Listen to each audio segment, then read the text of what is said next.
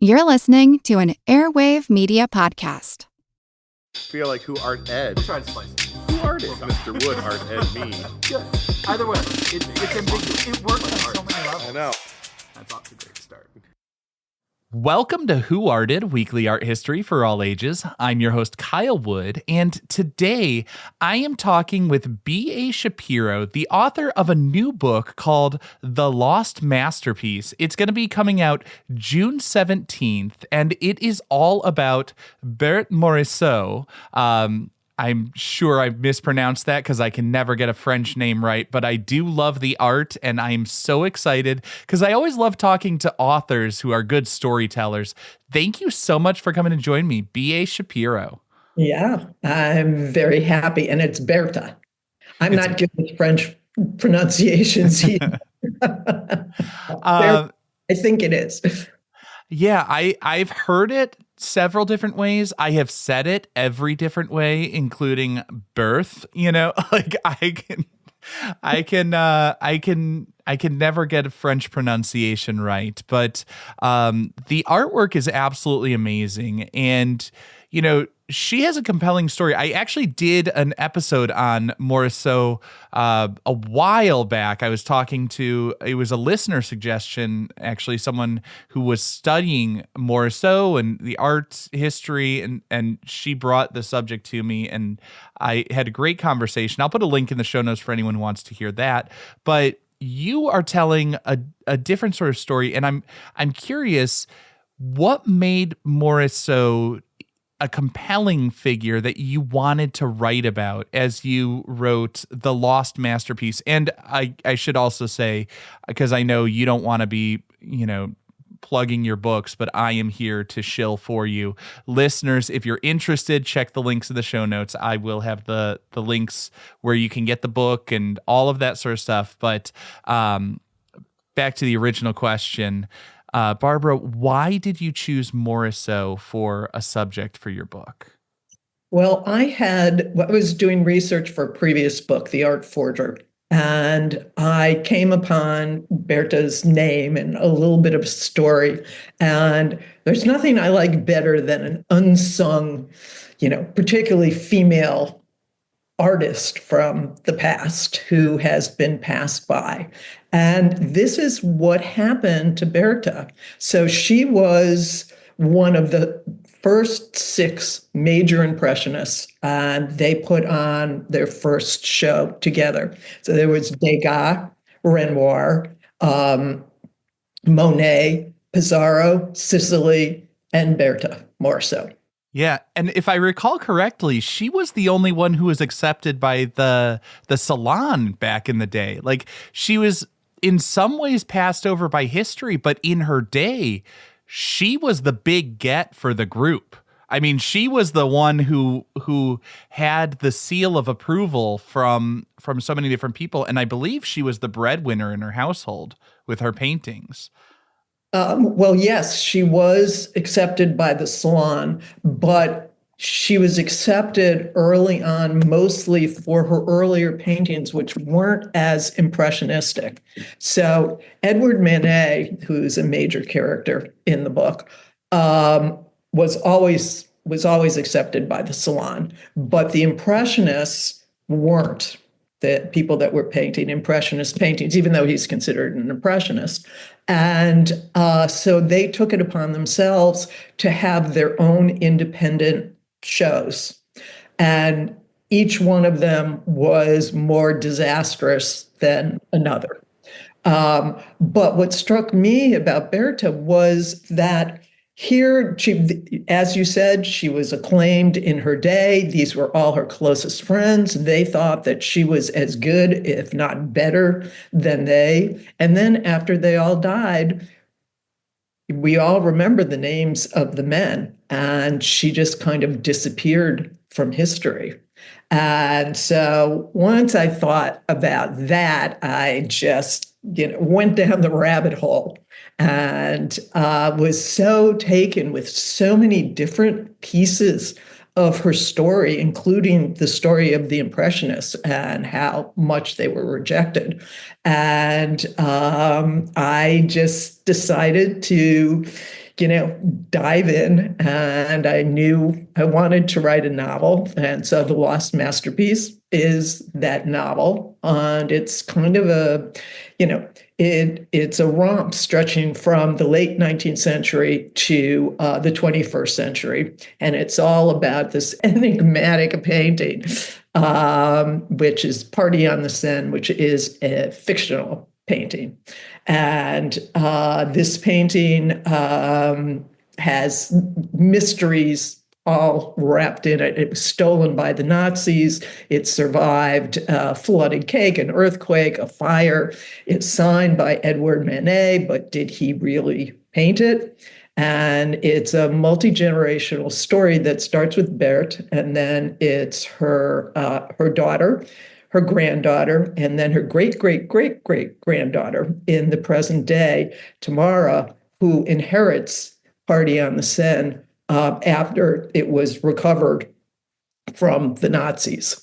And it's all tied together, and it goes back and forth in time, and it really explores that era, late 19th century Paris, and the wonderful art world that was such a magical moment. And the more research I did, the more I got into it. And I love what I love about writers of like historical fiction, like, your book is based on real figures, but as you said, it becomes a bit fictive in the narrative and some of the work. But,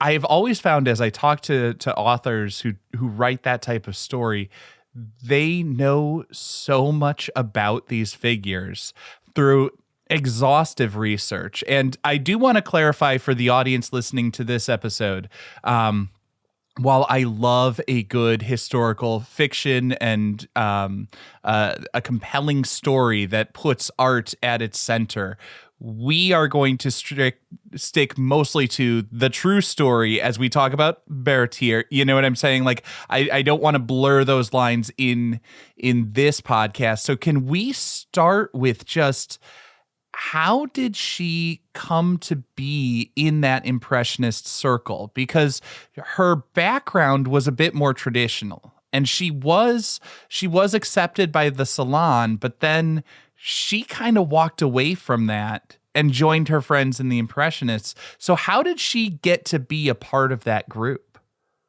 Well, it's very unusual in that day. First of all, as a woman, she, did not have many options, and women painters were not accepted. Women could paint, but it was kind of like they could sing or sew or do anything. It wasn't something serious. But her mother took her very seriously. And she and both of their sisters had talent. None of them had talent like Bertha did. But so the parents got them lessons from very, very important people like Camille Corot was one of their teachers. And then he and other teachers and the parents encouraged them. And they got slots at the Louvre to sit there and paint. And this is very prestigious to be able to have it. Not too many women were there. And her mother chaperoned them because they couldn't really be in a place like that by themselves. But that's where she met a lot of these people, including Edward Manet. And she started working on more, it wasn't Impressionism then, but less representational paintings. She was fascinated with light and with how light bounced around and how, you could represent what something looked like, not absolutely, but through how it felt.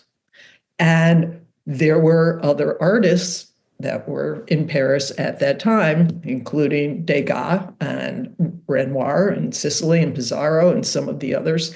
And they all just kind of drew together. And decided that they wanted to do something different. And so they all started working together in Manet's studio, actually. And they kept getting rejected by the salon. And they said, okay, we know we're the future here. Degas was, in particular, very adamant about this.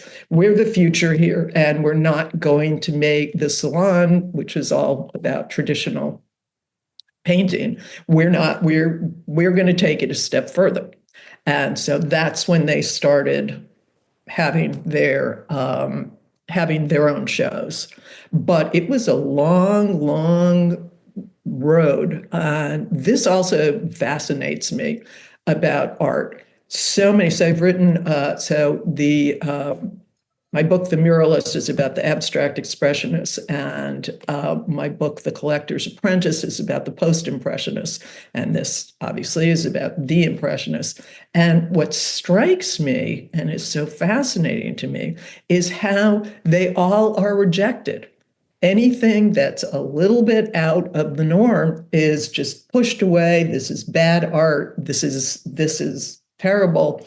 And the people, including this group, and particularly Berta as a woman, this group just said, no, we know we're good. We are going to do it. And they kept at it and at it and at it until people started to change their minds. Well, I think it's interesting because I think it's all of these groups that represent a radical departure from what had been common practice. That's always threatening to people. I mean, people at the top are threatened by someone who has a new way of doing things. I think there's a comfort in the familiar. And I think certainly that is going to be hard for the newcomers on the scene. And yet, when we think about the Impressionists, I mean, they're among the most beloved today. And I always laugh because, today it is seen as the most inoffensive artwork. That it is like the generally acceptable. And when I was in art school, people would make derogatory comments about Impressionism because it wasn't radical enough. And it's like, it was revolutionary in its day. And I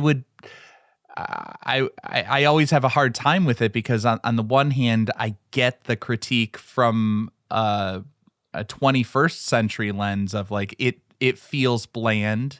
And it feels just too much about the aesthetics and the shallow aspects of it. But when you look at it through that historical lens, I mean, it was really revolutionary, saying, no, we've got this whole other way to do it. We're going to focus on optics, which was cutting edge science of the day.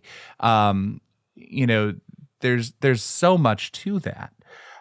One of the things I do want to circle back to, though, was you had mentioned how she had, she kind of got into that circle and Manet. And I think it's worth talking about connections. I don't like to define a person in terms of their relationship to another, but certainly this was an important relationship. So for listeners who aren't familiar with her story, why is Manet an important figure that would come up that you would also no doubt include in any compelling book about her life?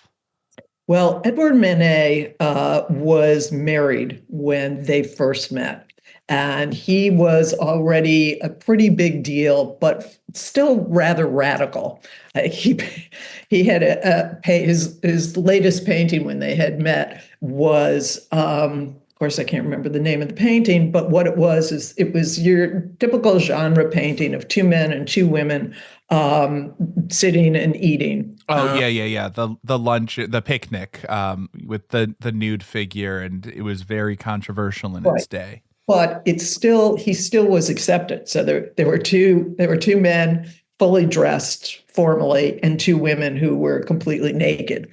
And so he was accepted by the salon, but he too was starting to push boundaries. And when they met, she was not married, and they fell in love. This was heretical. And so both of them were from upper class they weren't aristocracy, but they were close. And the rules in those days were intense. And so nobody seems sure whether they had an affair or not. But everybody, all the historians are sure that they were in love. And this was a big problem for both of them. It also turned out to be a great plot point for me. And I feel like I have to correct the record because I said the picnic, but it's got a more formal title. It's the luncheon on the grass, and I'm not gonna even attempt the French, but it would translate to the luncheon on the grass. Was the big piece, but yes, the two of them, they had eyes for each other, may or may not have had an affair. I don't have solid documentation on that, so I don't want to speculate.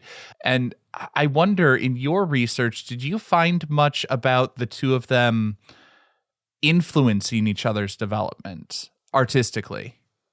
Yes. I mean, that was one of the things that was so interesting about this moment in time was how they all affected each other. So they're all working in Monet's studio. He had this big giant studio, and they've got their easels set up, and they walk around and they talk about what they're trying to do, what's working, what isn't working.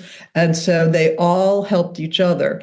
Manet was very traditional despite his pushing some of the edges. And he actually tried to get all of them to paint more representationally and not to, that he wanted them all to go to the salon. And the salon to him, he never showed with any of them because he was afraid to turn off the salon, which he felt was going to give them all their validity, which it did. He also really wanted to get the Legion of Honor medal. And if he annoyed them, they were not going to give it to him. He did ultimately get it. But they were very influential on each other. Okay, so as I think of like the Impressionist circle, I think of like Monet focusing on the light at different times of day and different seasons, and I think of Manet as being very sort of figurative and the bridge to the traditional. I think of Degas as creeping on ballerinas. I always have a hard time with Morisot because her work, I almost put it similar to Degas in like it feels a little bit closer to the traditional representation, but still not quite. Like how would you simplify the description of her style or her approach or her lens that she brings to this world? Well, a lot of that has to do with the restrictions on her, which is one of the things that I found the most fascinating about the research. So, as a woman, of her class, she could not paint. She could only paint women, children, and men she was related to. She could not paint anybody that was of a different class. She couldn't paint the racehorses or the ballerinas that Degas painted. She couldn't even paint, like the luncheon on the boat that Renoir painted. These were like totally, she wasn't allowed to paint them. And if she did, then her family would have devastated their social position and their power. And so she was relegated to fairly small domestic scenes, nothing grand. She could do some bland landscapes.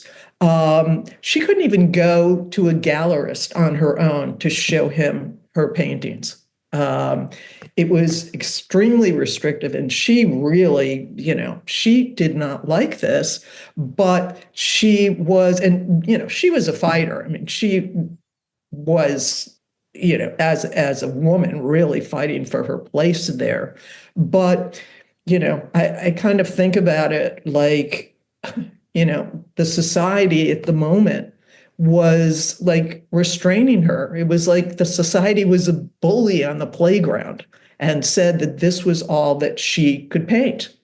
And so she decided, okay, I get this, um, but I'm going to do it in my own way. And the idea for her was to get at relationships, to get into the depth of her characters, to to show moments of real time. And so that's one big, big difference between her and the men. But in terms of looking at the light, some of the fractured brush strokes, the use of color, although she didn't use it nearly as much because that would be kind of frowned upon. So, she was really in handcuffs in some ways.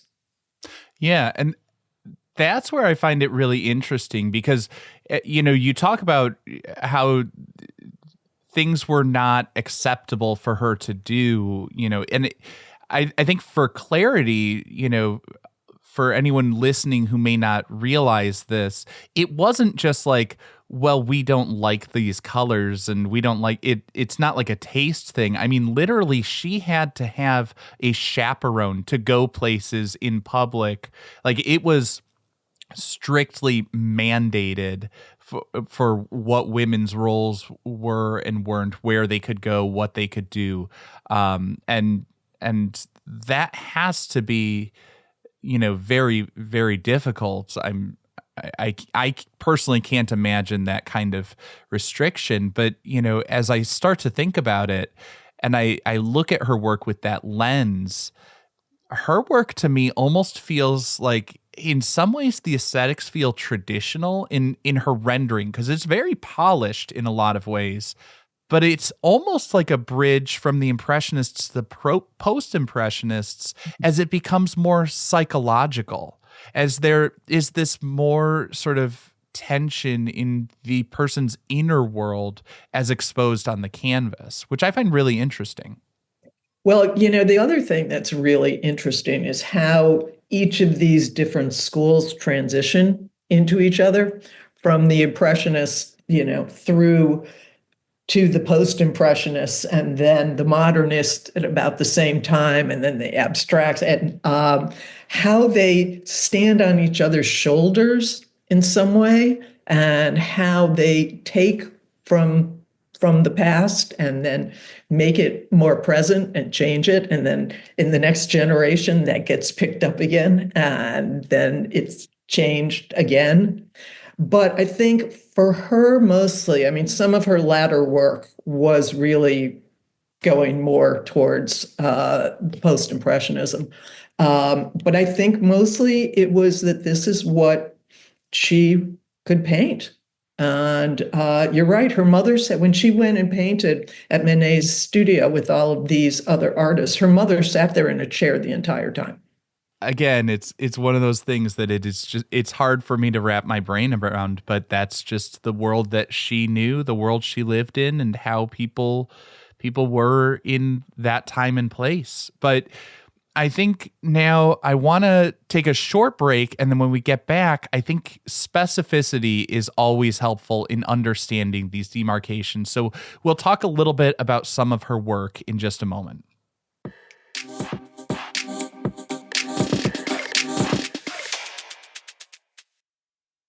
Today, I am joined by B.A. Shapiro, author of the new book, The Lost Masterpiece, all about Berthe Morisot. And it's a bit of a fictive account, but based on a whole lot of research about the actual woman and her life. And it'll be hitting your favorite bookstores June 17th. Be sure to check the links in the show notes for more information. But when I'm bringing someone on, I always like to talk about a specific work by the artist we're focusing on for the day. So what's your favorite of Morisot's works? I mean, you obviously saw a lot in your research for the book. What stood out to you in the collection? Well, it's such an interesting question. I mean, it's kind of like, which one of your kids do you like better? It's like, so there are a number of her works that touched me in particular. One of them is called Two Sisters on a Couch, and it is a painting of her two sisters. But the thing that's the most interesting about it is the moment in time that she painted it. And you can see from this that it's small, it's domestic, it's female. This was her, that was the world that she was allowed to paint. But at this point, she was in her late 20s and frustrated by, her artistic development. And her younger sister, Edma, had left and gotten married. And she was really lonely. Her older sister was already out of the house. And so she tended towards depression and had many episodes through her life, which is not uncommon for many artists. And so she had all of these previous sketches of her sisters, and she created this painting from the previous sketches when her sisters weren't present. And so you can look at the two sisters, and they both are rather pensive, and which I believe was reflecting what she was feeling at the time, that she was missing her sisters. And then there's an intimacy there. Even though they're not looking at each other, one of them is holding a fan, and behind the fan, they're holding hands. You can't see it, but it's there. And she also was working with a technique that other artists were doing in the day of blending the character into the background so that the edges, it's an anti-realism thing. So the edges are not as sharp, that the colors are flowing rather than being representational. And it has her loose brushstrokes, the light touch, the broken colors, the soft edges. And she was capturing the spontaneity of intimacy, I think. And it was like her connecting with her sisters. And it's just so touching to me. But she also did paintings, a lot of paintings of her family, because again, she couldn't paint all that many people. But she was a little subversive whenever she could. So she painted a painting called Artist, Mother, and Sister, obviously her mother and her sister. And it looks like, a completely normal, genre painting of hers. But it isn't. So her sister and her mother are sitting next to each other. Her mother is reading to the sister. They're sitting on a couch. But it was very improper because her sister was pregnant. And you could not paint a portrait of a pregnant woman.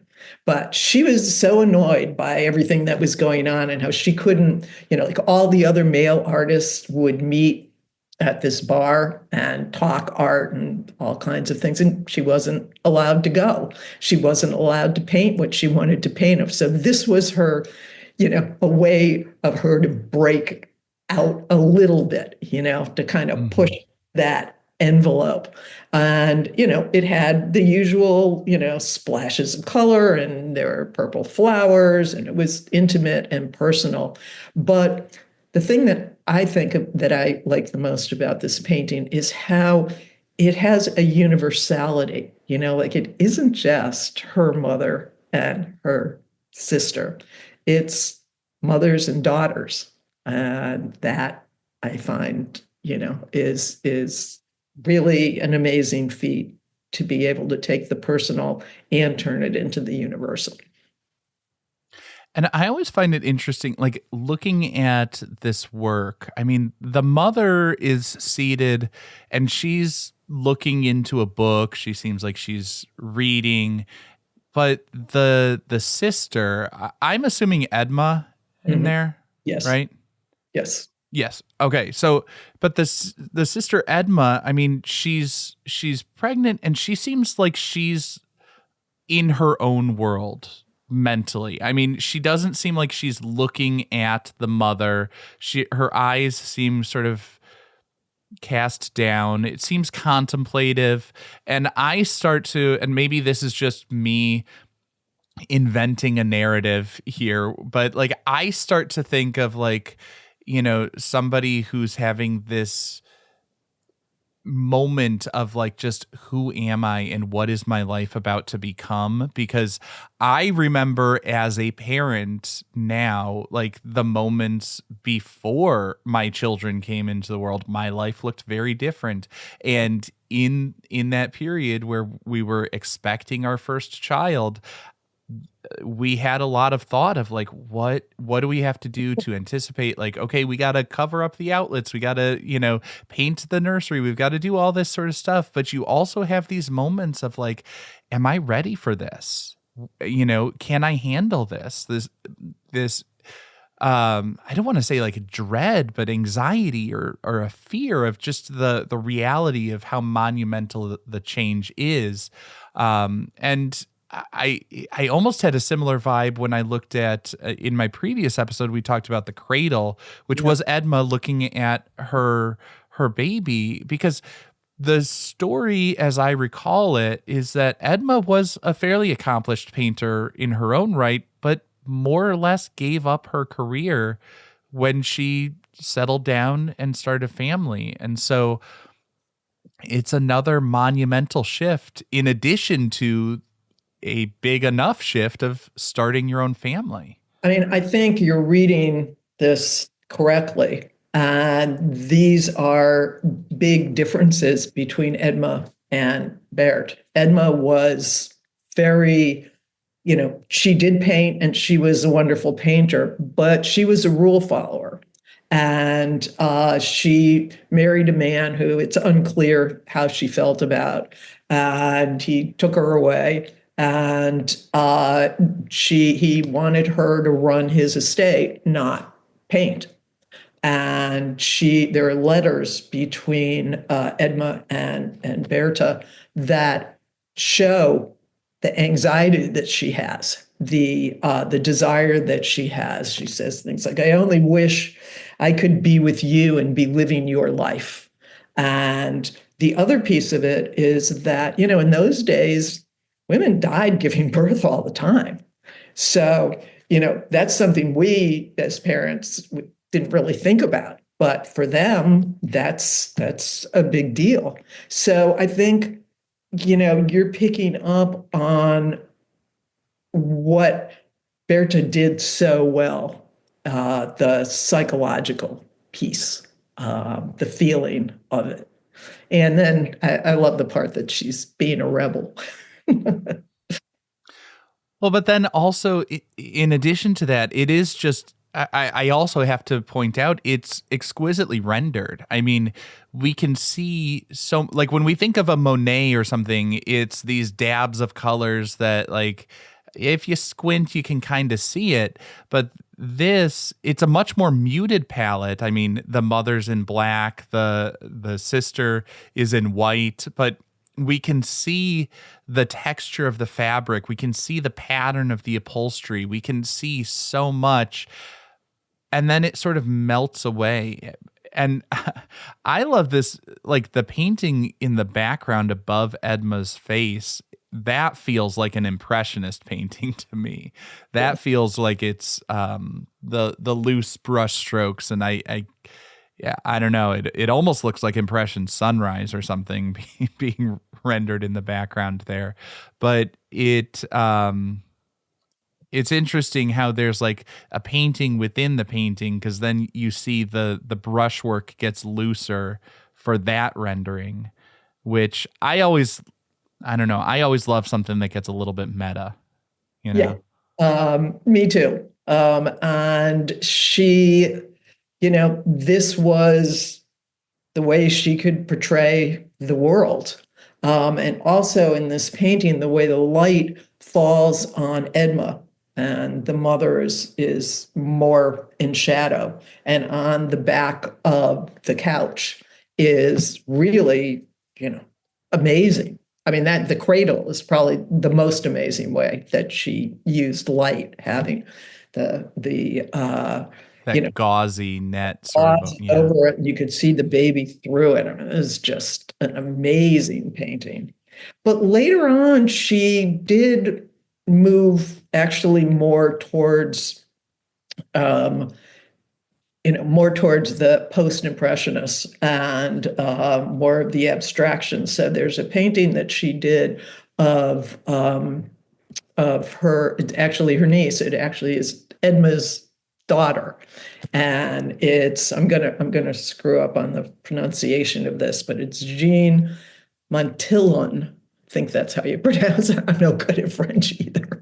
Wearing a hat, and it's this very vibrant painting, and there's all kinds of colors in the hat, totally unnatural, unrepresentational. Although it's a portrait of this young woman, and it's clearly, just not at all like the quieter, more silent ones of her sister and of her mother. It's. Do you want to hear something Yeah. so this is fictional, but it is. I have a scene where Berta is painting this, and she's teaching her daughter how to paint. And this is from the daughter's diary from The Lost Masterpiece. And so her daughter, Amy, says, "The picture is already very beautiful. Mammon is using colors that are not on Jean's face, but are somehow right, maybe even better than how she actually looks. There are there there are so many pigments in Jean's hat, which in actuality was mostly colorless. Strokes of orange and green and blue, some even black. Some of these colors are also around Jean's neck and swirl at the back of the head. It makes it look like Jean is moving, even though she's not. It also makes it very cheerful." And I think that describes this painting. Yeah, and I mean, it's almost kind of like it's not quite as bold as like a Matisse's Woman in a Hat, but it does give me a little bit of that like Lautrec sort of vibe where we have a figure that's rendered in this colorful, sort of heightened way, and then just like it dissolves into a few lines and dashes outside of that face, that developed portion of the drawing. And I think that's kind of interesting in a way, as we've kind of alluded to before, how she was anticipating a lot of these movements and a lot of these things that we would see in post-impressionism and other modern movements. And I think that's interesting how it's like none of these artists that we associate with a movement were strictly confined to one thing. There's always a lot of murkiness to it because artists by their nature, I mean, art is all about creativity. And so for a person to be a creative professional, they've got to be doing something that's a little bit unexpected, a little bit different, that's a little bit stepping outside of the boundaries and traditions that are established. And so none of these people are really doctrinaire impressionists or any other sort of movement. And I always love when we see a little collection like this that brings that to the front. Now, after one last short break, I'm going to ask for final thoughts and what you have learned from all of your research into Morisot and preparation for the book.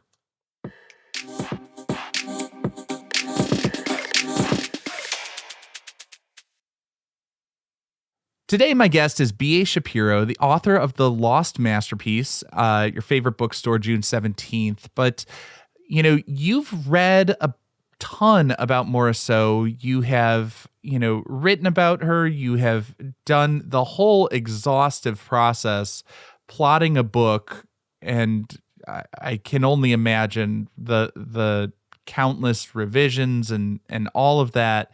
You have to think about stuff from all these different angles. But as you were going through that process, like, what do you take away from her as a figure?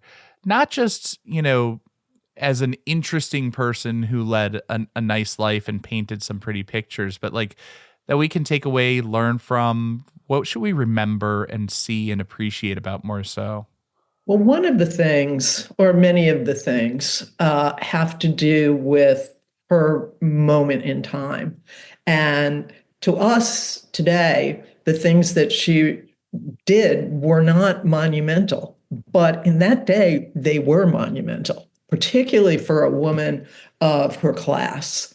And so she was tough, and she was strong. She was also very talented and she worked really hard. But and so she's fighting against these constraints that said a woman of your class can't do this, you can't do that, you can't do that. And she kept saying no. Sometimes she fell into a depression because they kept saying no, but she always pulled herself out and kept fighting, fighting, fighting. Up until the very end. Unfortunately, she died young, pretty unexpectedly. And I would love to have seen what she would have done, based on the hat painting, where she would have gone after that, because she was just stepping out on her own and fighting that society, that bully in the playground saying you can't do this. And she did it anyway. So then, as she was such a strong and powerful figure, and she was thoughtful and innovative and talented, and she evolved throughout her career, and by my account, she had such early success, and she had the seal of approval from the Salon and the Society of Independent Painters, Sculptors, Printmakers, etc., which later, thankfully, we know by the Impressionists, much easier name. How did she become so much smaller in the legacy, or so much less known and appreciated today compared to the rest of her circle of artistic friends? What do you think happened there? Well, I think one of the reasons is that they all lived a lot longer. And so she did not have as many years to excel. The other reason is, women just were not taken that seriously. And while they were alive, Degas and Monet and Manet, they were, they were talking about her and including her. But once they died, she just kind of fell out. So I did a lot of research finding out which museums her stuff is in, and the numbers in these museums. We're talking about, the Musée d'Orsay. I can't pronounce that either. The Tate in London. I mean, there's all of these fantastic museums, the MFA in Boston. I mean, her work is shown in all of these places, but the number of her paintings versus the number of paintings that these museums own of Degas, Monet, Manet, Pissarro, Sicily, it's a fraction. It's a tiny, tiny fraction. And recently, there has been some work towards getting her and other female artists some attention, but it still is a fraction. It's very sad, but it's very true. Yeah, and I guess as we talk about fractions, I mean, yeah, the sheer number has to be a part of that factor, just because, if she didn't produce as many paintings as a Monet or a Degas or Renoir, and that would probably explain why Cassatt is better remembered and better known today, just through sheer numbers. She had more work put out over the course of the years. Also, you have to remember Cassatt was American, and America was more liberal in those days than in France.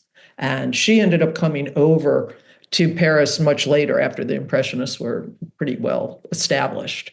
And Berta didn't like that much because she had been around from the beginning, and then suddenly there was another female impressionist. Oh, so Sarah is sort of a carpetbagger? Yeah, kind of. Huh. I don't feel like I came across that before. I didn't know that. That's interesting. Um, it's always nice to remember that these historical figures we read about were actual real people who had thoughts and feelings and could be petty and jealous and territorial and all of those things, which I guess is why I really like a good historical fiction, because I feel like that's where these figures come to life. You know what I mean? That's where I can start to see, because I don't have time to sit down and always read, somebody's journals and letters and stuff like that, like, honestly, sometimes I would, if they didn't donate that material for public consumption, it feels a little icky. But somehow, a good book can give me that comfortable distance where I can feel like I'm getting a window into that person, their world, the human touch, without feeling intrusive and invasive. Because you've done that intrusive, invasive research. I appreciate you getting your hands dirty on that. But see, it's like I said before, it's fallen into the rabbit hole, and I just, and then the fiction becomes a way of getting into that person. And also I did the same with with Monet and Manet, and, like the way I presented these historical famous people, I tried to keep true to who they really were, what their personality was. Like Degas was really annoying. He drove everybody crazy. But he and Berta got along really well, and they were sarcastic together. And, to try and do that and learn. And I love the idea that these are real people. They're not just these outsides that we think we know. They're real people. And the other thing about historical novels is how the historical moment affects not just the work that they're producing, but who they are. And in this case of Berta, who she could become. Absolutely. And I loved hearing your insights. Thank you so much for your time. And listeners, if you're interested in picking up a copy of The Lost Masterpiece, it's out June 17th. Check the links in the show notes. But thank you so much, B.A. Shapiro. I really appreciate your taking the time. Thanks, Kyle. My pleasure. This concludes this week's episode of Who Arted, part of the Airwave Media Podcast Network. If you found this tolerable, please leave a rating or review on your favorite podcast app. You can find images of the work being discussed this week and every week on social media at Who Arted Podcast on Twitter, Instagram, and TikTok, and of course on the website whoartedpodcast.com. Podcast done.